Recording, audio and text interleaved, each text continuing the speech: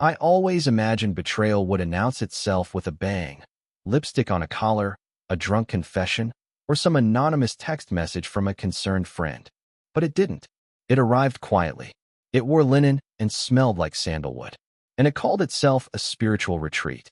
When Hannah first told me about it, I didn't question it. Why would I? My wife was the kind of woman who did yoga at sunrise and carried quartz in her purse.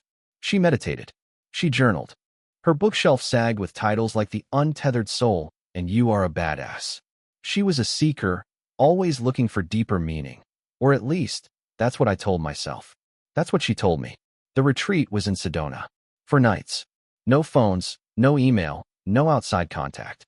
Digital detox, she said, her fingers skimming my shoulder as she passed behind me on the couch. Total immersion. She'd booked it months in advance, supposedly. It was a women-only group, hosted at a healing sanctuary tucked into the desert cliffs. You'll love the quiet, she smiled, tossing her bag into the back of her Prius. And I'll come back glowing. She blew a kiss as she backed out of the driveway, and I stood in the front doorway, waving like a husband in a commercial, still in socks, coffee cooling in hand. I watched until her taillights disappeared. Then I shut the door. For the first 2 days, I didn't think twice about it. I worked late, made pasta with too much cheese, watched old war documentaries. The house was quiet. Still. But by the third day, something inside me shifted. Not because of anything big, just a feeling. A gut ache, subtle but persistent, like an old injury flaring in the rain. It started with her voicemail. I called to leave her a thinking of you message, just something casual. But her inbox was full. Not unusual. She always forgot to clear it out. Still, it prickled. So I emailed the retreat center, expecting a generic auto-reply or maybe a confirmation of her attendance. What I got was nothing. No reply. Not after 24 hours. Not even a bounce back. The next morning, I stared at the calendar. She'd written it in thick black marker 2 months ago. Sedona Retreat, September 12th to 16th. A little doodle of a lotus flower next to it. And that's when I saw it. The receipt. Folded into a grocery bag on the kitchen counter, jammed between a kale stem and an empty tea box, was a crumpled hotel bill. A 5-star resort in Santa Barbara. 2 nights. King Suite. Room service, in-room massage, champagne on arrival. Dated for the same weekend as her spiritual retreat. I froze, standing there with the receipt in my hand, the crinkle of the paper suddenly deafening. My fingers went cold. I wasn't breathing. I checked again. The name on the reservation was hers. Hannah C. Russell. No mention of a retreat center. No Sedona. Just Hannah, the King Suite, and $2,000 charged to her personal card. I sat down. I couldn't move for minutes. I stared at the paper like it was a piece of evidence from someone else's life. Then, slowly, a sickness began to bloom in my chest. I thought about how she packed that morning. How she hugged me at the door. How she said, "No contact, okay? I need to disconnect for a while. You understand, right? No contact." Of course she didn't want contact. She didn't want proof. Something inside me cracked. Not with fury, not yet, but with disbelief. The disorientation was the worst part. I felt like I'd slipped into a movie mid-scene, where nothing made sense and everyone already knew the plot but me. I tried to call her again. Still full voicemail. I tried her email. No response. That night, I couldn't sleep. I laid awake in the dark, staring at the ceiling fan, going over everything in my head. The way she'd been more distant lately. Not cold, just muted. As if some part of her had started to detach, bit by bit. I chalked it up to stress. Work. Hormones. Life. But now, I opened her laptop. She'd left it behind. Unusual, for a trip. It was password protected, of course. But we'd never kept secrets, not really. I tried the old standby, the name of her first dog. It opened. My hands trembled as I moved the trackpad. Her email was still logged in. Nothing suspicious at first glance. Work threads, promotional emails, yoga newsletters. Then I checked the archive. There it was. Dozens of messages from someone named D. Just the initial. Some short, some long. Many signed with a simple D. The earliest dated back 6 months. I opened one. Then another. And another. They weren't explicitly romantic, not at first. More like long, thoughtful letters. Your words stayed with me all night, one read. I wish I could have held you after that class. You always walk out too fast. Then, Gradually, the tone changed. "Last night was everything," said one. "I can still smell you on my skin." My hands curled into fists. There were photos too, not of him, never of his face. Just candles, hotel rooms, city skylines. A half-drunk glass of wine. A leg draped over silk sheets. A plane ticket stub. Santa Barbara. I checked the dates. The hotel receipt matched one of the email timestamps exactly. A thank you. Next time, let's not wait so long. I closed the laptop. I sat there in the dim light, my pulse thudding in my ears. I had the proof. I had more than I ever wanted. She wasn't in Sedona. She wasn't meditating in a circle of sage smoke, finding her center. She was in a hotel room with someone named D. And I was sitting in our kitchen, in the same spot where we'd laughed over burnt pancakes and spilled juice, staring at the wreckage of our life. But I didn't cry. I didn't scream or punch the wall. I planned. By the time dawn cracked across the window, painting the countertop gold, I knew exactly what I was going to do. I wasn't going to call her. I wasn't going to confront her. Not yet. No, that would be too easy. If she wanted to pretend she was on a spiritual journey, then I would give her exactly what she asked for. I would play along. And when she came home, serene and glowing from her retreat, I'd be waiting. With something much more enlightening. The day she came home, it was raining. A soft, steady drizzle that made the pavement shine and turned the sky a pale, bruised gray. The kind of day that made you want to stay indoors, light a fire, and pretend the world outside didn't exist. I stood by the window for nearly an hour before her car pulled into the driveway. Her Prius, champagne-colored, humming like a secret, rolled to a stop beside the tulip bed she never remembered to weed.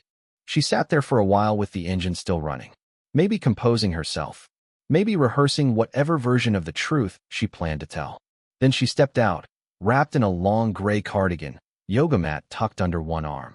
Her hair was pulled into a messy bun, and her face was bare. No makeup, just a tired, windswept look that might have passed for post-retreat serenity if I hadn't known better. I watched her from the front room as she opened the trunk and retrieved her bag.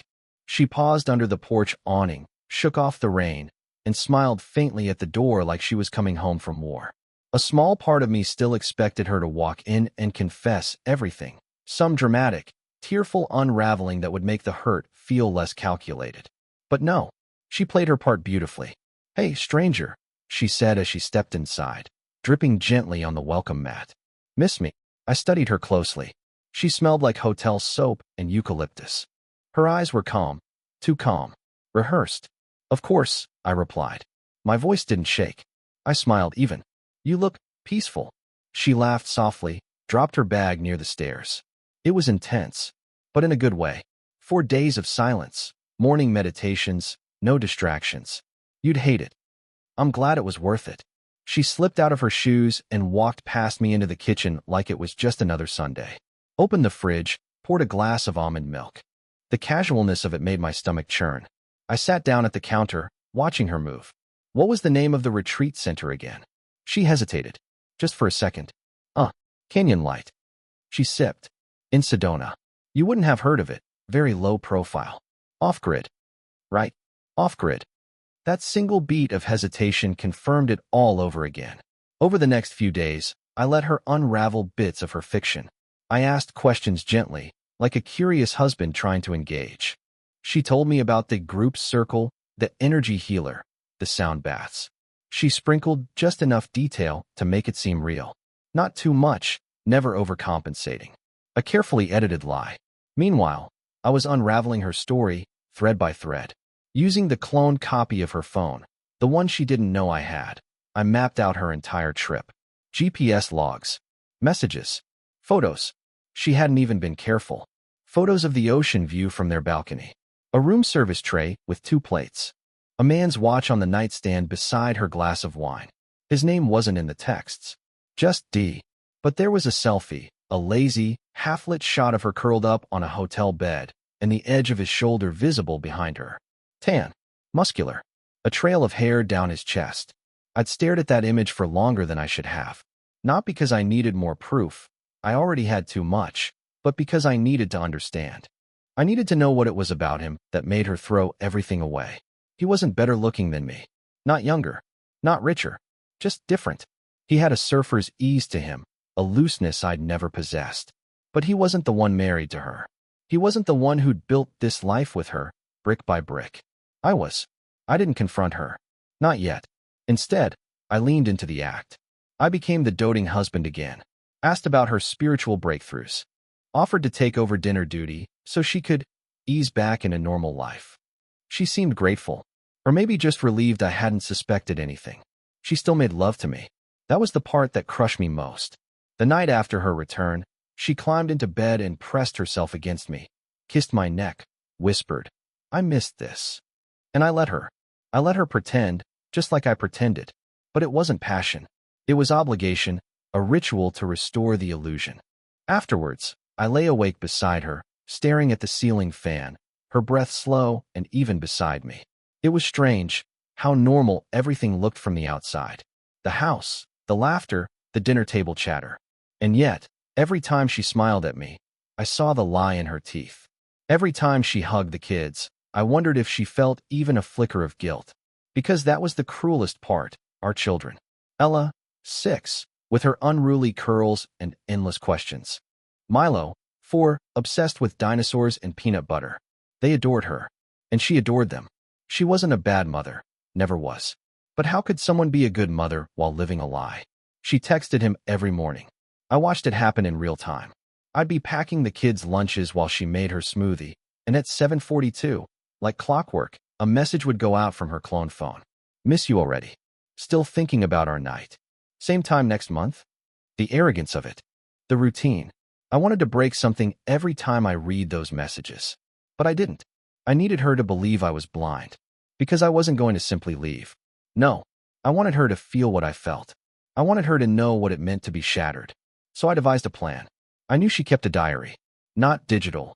Old school, leather-bound, tucked away in her nightstand drawer beneath a stack of scarves. She wrote in it every Sunday. Little things, mostly. Thoughts. Feelings. But sometimes confessions. I waited until she left for yoga. I opened the drawer, slid the journal out with shaking hands, and flipped to the most recent entries. There it was. The final nail. Santa Barbara. Felt like a dream. Dee held me like he was afraid I'd disappear. I wish I could tell Michael. But he's too kind. He'd never understand. He'd forgive me, and that would be worse. I don't deserve his forgiveness. My name. My kindness. Her shame. I snapped a photo of the page. Not for proof. For her. Then I called my old college friend Marcus. A videographer. Brilliant. Discreet. "Hey," I said. "Remember that favor you owe me? Name it. I want to make a documentary." There was a pause. "What kind?" "One my wife will never forget." He didn't ask questions. That's why I called him. I began collecting footage. Subtle things. Her texting when she thought I wasn't looking. Her slipping out for work calls in the garage. Her standing at the window, smiling at a message only she could see. I set up hidden cameras. Compiled a narrative. Built it like an engineer. Precise, clean, undeniable. And when it was ready, I saved it to a flash drive. I slipped it into her purse. That night, she kissed me goodnight. Whispered, "I love you." I kissed her back. "Sleep well." The next morning, I knew she'd find it. She always checked her purse before leaving. I waited by the window, just like before. Only this time, when her taillights disappeared down the street, I didn't wave. Because this time, I wasn't waiting for her to come home. I was waiting for the detonation. There's a strange kind of stillness that comes after you've set something in motion. Like that instant after pushing a domino, where everything looks frozen, but you know it's all about to collapse. That's what the next 24 hours felt like. Henna didn't come home that evening with fire in her eyes.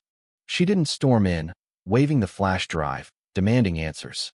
In fact, she was quiet. Too quiet. Which meant she had found it. She was processing. We had dinner as usual. Roast chicken, broccoli, something she'd picked up on the way home. The kids chattered. I smiled. She hardly touched her food. Her eyes flicked to me now and then. Her fork paused midair. She didn't ask if I'd been in her purse. She didn't ask anything. She simply existed beside me, like a shadow trying not to be noticed. Later that night, she stood at the sink rinsing dishes. I came up behind her, rested a hand gently on her hip, the same way I had 100 times before. I felt her flinch, just a tiny tremor, but it was there. She knew. Or at least, she feared I knew. "I'm thinking of taking Friday off," I said softly. She didn't turn. "Why?" Just feels like I need a break. Maybe take the kids somewhere. Oh, her voice cracked slightly. That sounds nice. She didn't say she'd join us. She didn't say she'd miss us. That night, when I climbed into bed, she was already under the covers, facing the wall. I watched the back of her head for a while before turning off the lamp. Sleep didn't come easily, not because I was anxious, but because I was curious. What would she do next? I found out the next morning. She left early, earlier than usual. Didn't even wake me. Just a note on the counter. Early meeting. Might be a long day. XOH. I stared at the handwriting like it was a message from a stranger. Then I checked the clone phone. Nothing. No texts. No calls. But the GPS told me everything I needed to know. She wasn't at work. She was across town, in the parking lot of the same boutique hotel where she'd stayed during the so-called retreat. Room 307. I checked the digital hotel map. A suite. Of course it was. I drove there. Not immediately. Not like some jealous wreck. I waited. Until noon. Then I pulled into the hotel lot and parked 2 spaces away from her Prius. I didn't go inside. That wasn't the point. Instead, I pulled out my phone and called her. She answered on the 3rd ring, her voice tight. Hey babe, can I call you later? I'm in a meeting. Where? I asked. Silence. I just passed by your office, I lied. Didn't see your car. Another pause. It's parked around back, she said too quickly. Client lunch across the street. You okay? I'm great, she said, a note too high. Why? Just miss you. I said softly, then hung up. I waited 10 more minutes. Then I drove away. Let her stew in that. Let her sit across from her lover, wondering just how much I knew. Let her sweat. Back home, the house felt different. Emptier. Not physically. Everything was still where it should be.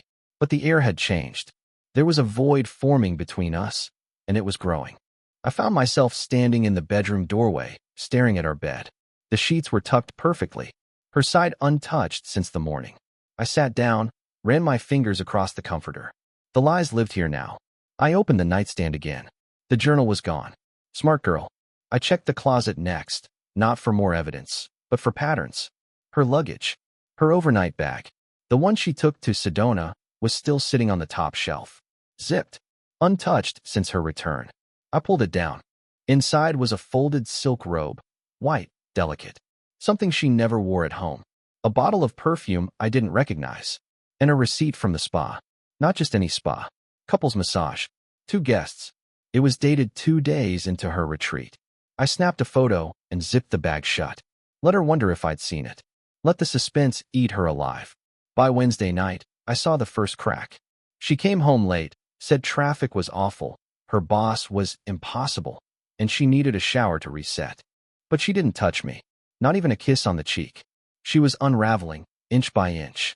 I could hear her in the shower, the sound of her sobbing just barely masked by the water. It wasn't loud. It wasn't dramatic. It was the kind of crying you do when no one is supposed to hear. That night, I didn't sleep. Instead, I stared out the bedroom window at the sycamore tree in the backyard, its branches twitching in the wind like they knew something was coming. And I thought about how I'd always been the safe one. The rock. The steady man she could count on. But now I was the storm. The next day, I texted her from work. Let's do something together this weekend. Just the 2 of us. She didn't respond right away. When she did, her message was short. Sure, whatever you want. I booked the cabin that afternoon, a place we'd been to once, years ago, before kids. Nestled in the woods. No cell service. Just the 2 of us and the silence between us. It was perfect. I told her to pack light. She nodded, said she was excited. She didn't sound excited. We left Friday morning. The drive was quiet at first.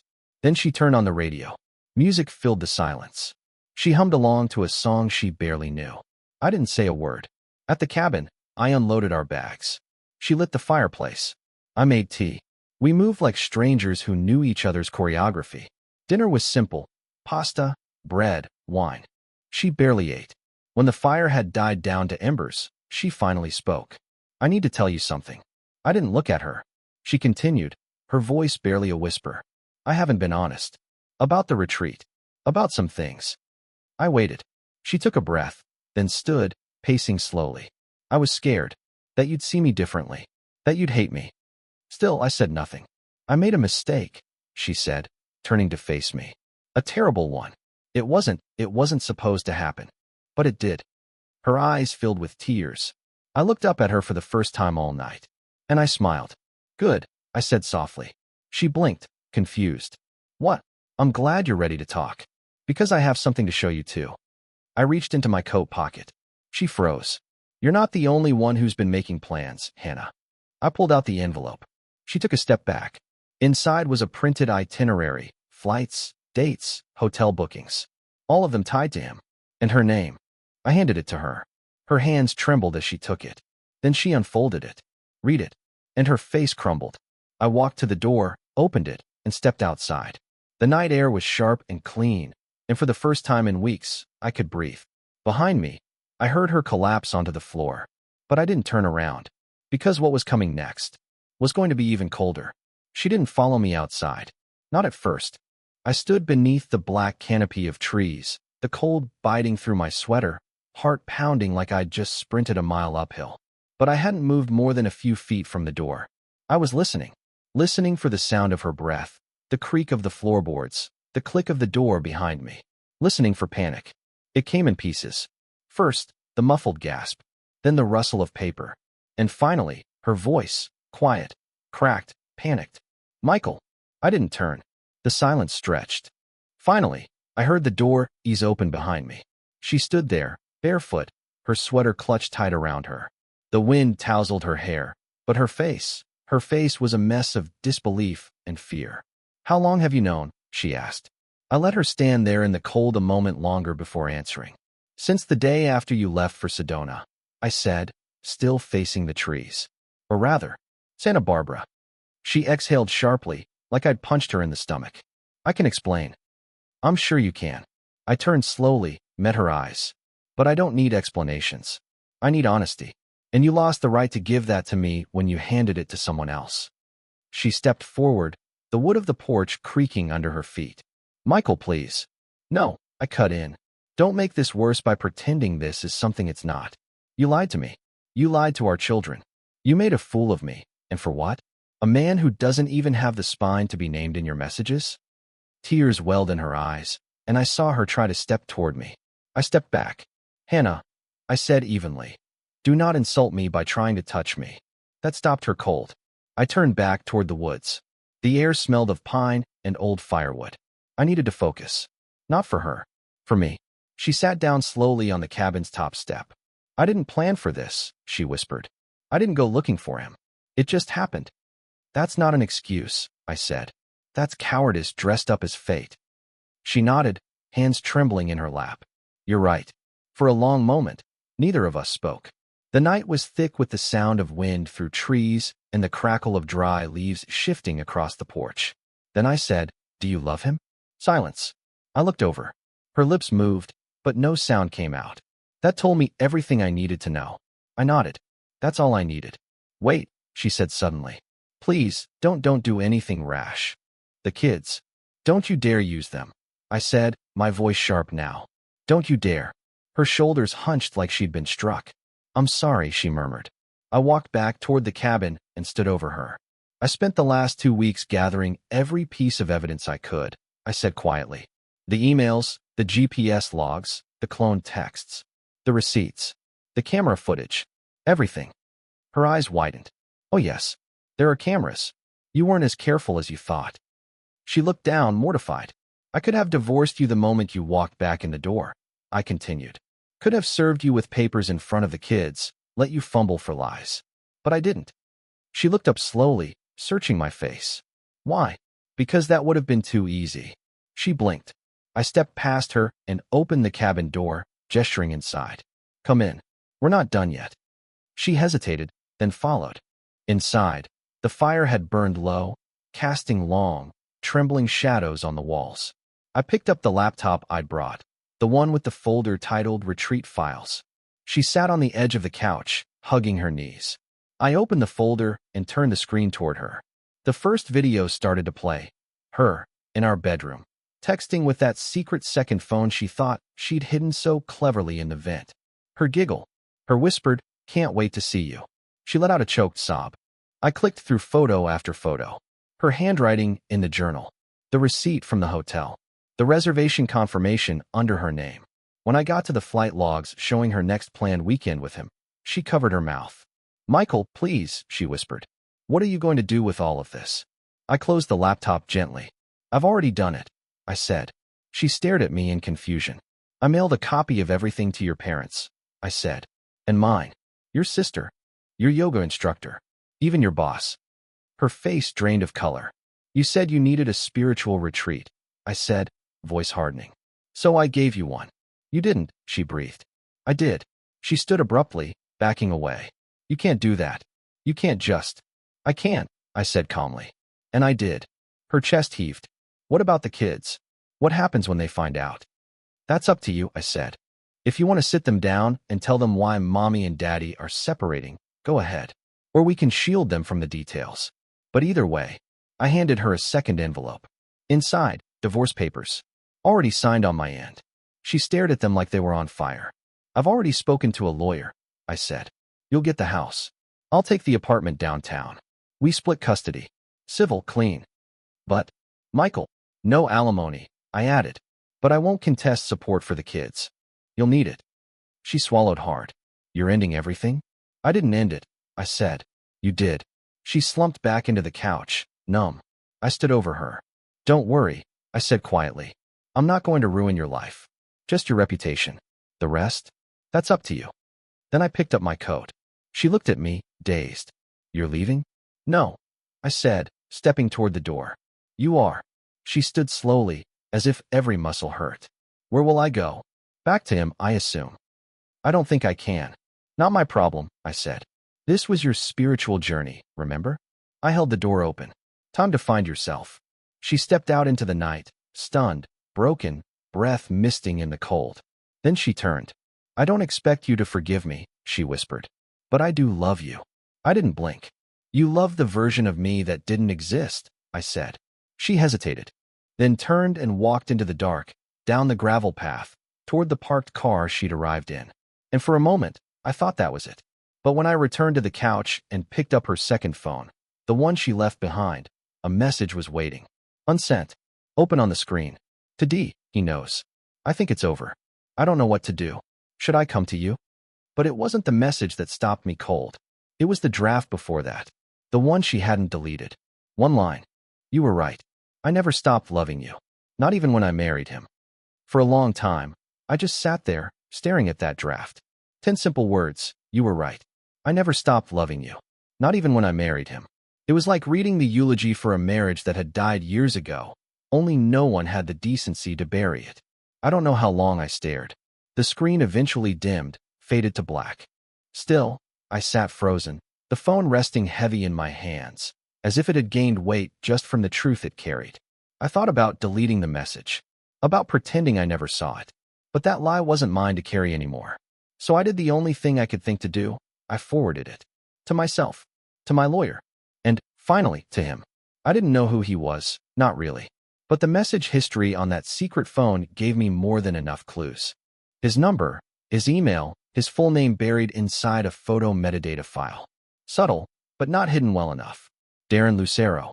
A name as bland as a beige couch, and yet somehow, it now tasted like rust in my mouth. The man who'd stolen the woman I married. Or maybe, the man who just revealed what she'd never truly been. Once I had his contact info, I sent him a short message. No threats. No anger. You win. She's yours. Attached is something she meant to send you but didn't. Thought you deserved to see it. No signature. No context. Just closure. And then I turned off the phone for good. The next few weeks were strange. Strange in the way aftershocks follow an earthquake. The major damage is done, but the ground still isn't steady. Hannah didn't come back to the house. She didn't even try. She went to her sister's place, from what I gathered. I never asked, and she didn't offer. I dropped the kids off there twice, both times brief, civil exchanges at the door. Our lawyers coordinated the rest. She didn't fight the custody arrangement, didn't protest the divorce terms. It was as if, once the truth had surfaced, she didn't have the energy to lie anymore. And I didn't have the energy to hate her. That was the strangest part of all. The rage that had filled me in those first few days, the bitter, electric fire that drove every decision, had burned out. What remained was something colder, quieter. Not forgiveness. Not yet, but peace. Because I'd stopped trying to rewrite the past. I no longer needed to understand why she did it. I no longer cared whether she'd loved me once or merely admired the idea of me. I stopped dissecting her lies like a scientist, looking for meaning in the autopsy. We were over. That was all that mattered. A month after the papers were signed, I bumped into Darren at a coffee shop downtown. It wasn't planned. I hadn't even known he lived in the city. But the second I saw him, tall, well-dressed, laughing with someone on a call, I knew who he was. There was a sharpness to his smile, a smugness that instantly rubbed me raw. He didn't see me at first, but when our eyes finally met, he froze. I walked over. "Darren," I said evenly. His expression shifted, cautious, but composed. "Michael," he said, as if we were old classmates reconnecting awkwardly. "I assume she told you everything?" I asked. He nodded once. "She did." I studied him. His posture was perfect, confident, controlled, the kind of man who wins, even when he's wrong. "You know," I said, "for someone who texts poetry and sends late-night selfies, you're remarkably dull in person." He flinched, just a little. "Do you love her?" I asked. "A beat." "Then, yes." I nodded. "Good." He furrowed his brow. "That's it." I leaned in slightly. "If you hurt her the way she hurt me, I won't write emails or drop files in purses. I'll come for you, and it won't be clean." His mouth tightened, but he didn't argue. "Have a good life," I added, walking past him. "Michael," he called after me. I turned. "She still talks about you," he said. "More than she should." I stared at him a moment, then smiled faintly. "That's her problem," I said and left. Back home, the house was quieter. Quieter, but not empty. The kids were resilient, far more than I'd expected. At first, there were questions, tears, bedtime moments where I had to explain why Mom didn't tuck them in anymore. But time is a strange healer. Its medicine is slow, but it works. They laughed again. They played. They made messes and drawings and asked for bedtime stories like nothing had changed. And maybe that was enough. I started fixing the garden, the one Hannah always forgot. I learned how to make bread. I set my alarm an hour earlier just to watch the sun spill through the kitchen window with a cup of coffee in hand. I lived. And eventually, I smiled. Not a fake smile. Not the kind you wear to hide bruises. A real one. Because I hadn't just lost a wife. I'd shed a skin. I'd burned down a lie and walked out of the smoke stronger. 6 months later, she sent me a letter. Not an email. Not a text. A letter. Handwritten. Inside was a single sheet of paper. "I won't ask for forgiveness. I'm not sure I deserve it. But I wanted you to know. I left him. Not because I miss you, though I do, but because I realized something. He reminded me of who I wanted to be. You reminded me of who I really was. And I couldn't live with either. I hope you find someone who sees you. All of you. Not just the man they need, but the man you are. H." I folded the letter carefully and placed it in a box. Not to keep out of sentiment, but as a reminder. A reminder that sometimes the people who promise us healing are the ones who break us open. But that's where the light gets in. It's been a year now. The kids are happy. The house feels mine again. And every now and then, on quiet mornings when I walk past that old calendar, the one with Sedona Retreat still faintly visible beneath the months I never bothered to tear off, I laugh. Because it wasn't a retreat. It was an escape. But not for her. For me.